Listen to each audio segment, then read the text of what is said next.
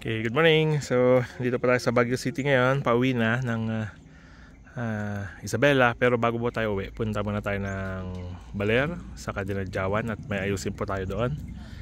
So, nagpa-finalize lang po tayo ng mga ng bagahe. And pakita ko po sa inyo itong very important na gamit sa bawat sasakyan. Ito pong feather duster. Yung ginagamit natin na panglinis. And then tingnan nyo po dito sa Baguio. So, nasa 7... Nag-stay po tayo ng 7 nights. So, dito lumabas ng 7 araw. So, kailangan lang natin tanggalin itong mga kalat galing sa pine tree. Okay. Ang isang risk lang din po natin kapag nagpa-park tayo dito sa ilalim ng pine trees or any puno, may mga time po na bumabagsak na lang yung mga lumang branches. So nung last time po napunta namin dito, may malaking branch na naputol galing dito. Kasi hindi naman po nila minemaintain para tanggalin yung mga yung mga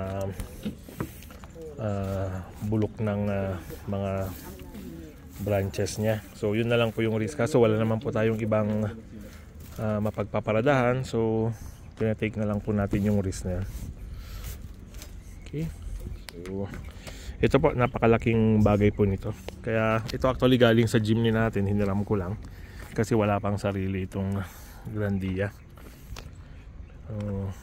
Yun po para po maiwasan na lumipad to sa daanan kapag on the way na tayo.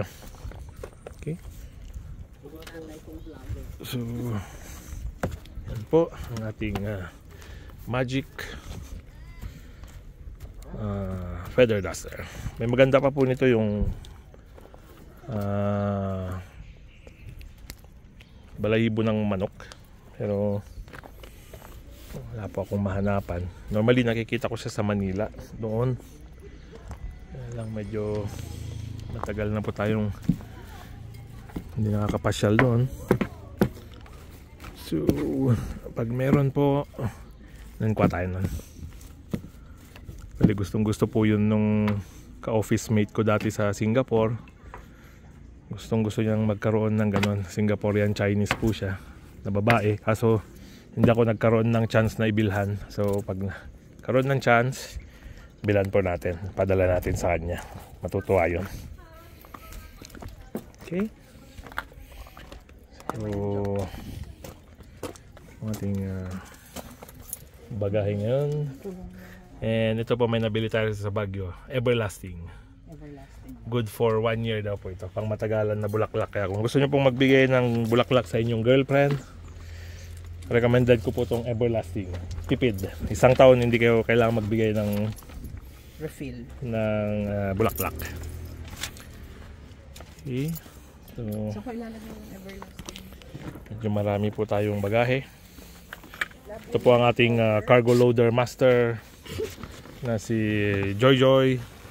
Hello guys. Imported from Samar. Siya po ang maupay na taga-arrange ng mga bagahe.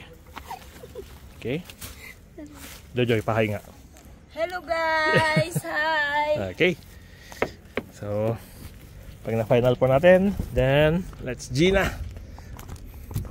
Baba ng Baguio down to Baler, then Dinadjawan, final destination Santiago City. Okay? Salamat po.